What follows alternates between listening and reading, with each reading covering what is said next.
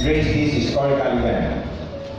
To the officials, faculty and staff, and students of MLQU, officials and employees of New San Jose Builders, headed by its chairman, Dr. Jose Rizalino Acusar, and Dr. Isagani Hermar.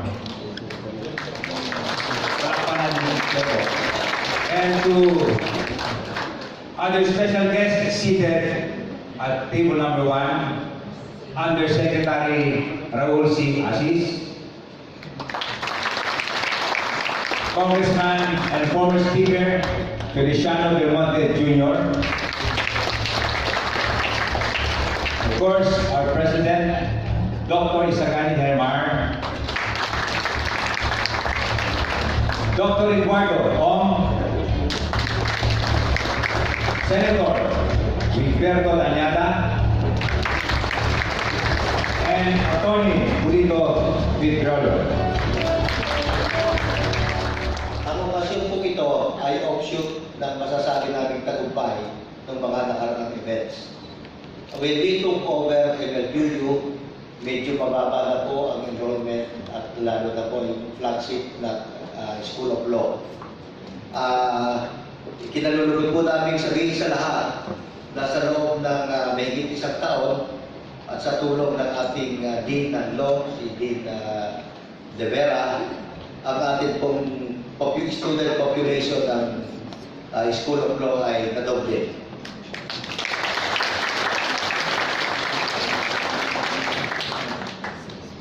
Ikinararangan po din namin sabihin na mayroon na tayong mga improvements at isa dyan ay yung paglilipat nga natin ng professional schools.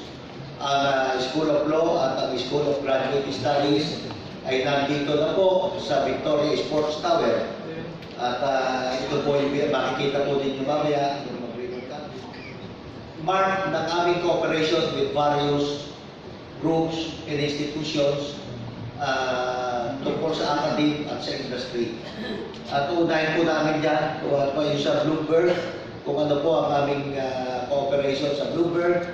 We have signed a memorandum of agreement with Bloomberg in the offering of various courses, mainly business courses, not only to the students of MLQU, but these courses will be open to faculty members and the students of other schools. And the programs of Bloomberg have been accredited by the Commission on Higher Education.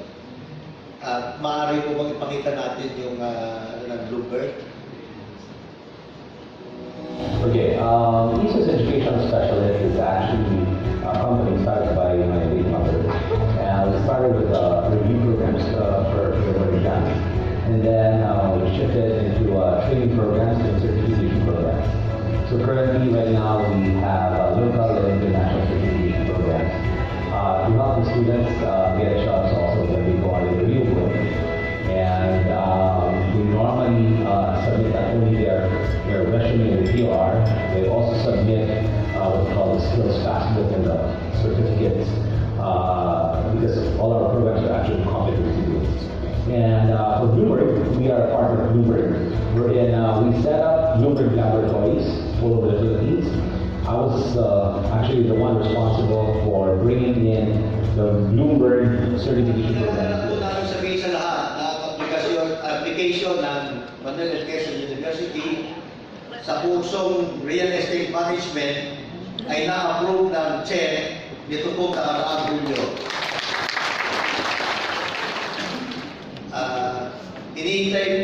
Kami po ay may memorandum of understanding with CREBA. Yun po pinakamalaking umbrella organization ng real estate practitioners sa ating bayan.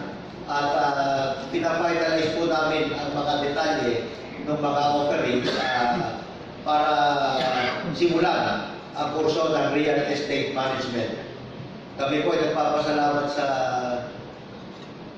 mga namumuno sa CREBA, sa pamumuno po ni Mr. Charlie Orel at ni Ginong Noel Carillo. Mga programa pa po na gagawin natin dito sa UFU ay ang kooperasyon sa American Concrete Institute at sa Association of Structural Engineers of the Philippines. Philippines.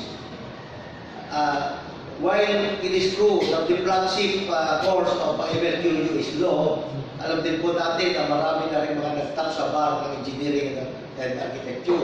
At gusto pa po natin ito i-improve at kung paano makakatulong yung MLQU hindi lang sa academic, kundi sa industriya. Meron po silang collaboration din with our parent organization, the American Concrete Institute International, and we shall be offering competency-based training for the concrete and the cement professionals.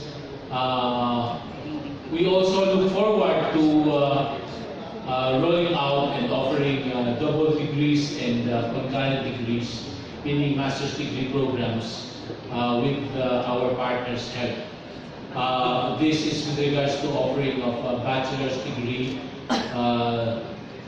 concurrent with a entrepreneurship degree to provide our students with better opportunities and with the breadth and depth, not only with the technical aspect of the profession, but also the entrepreneurial aspect or business side of the profession.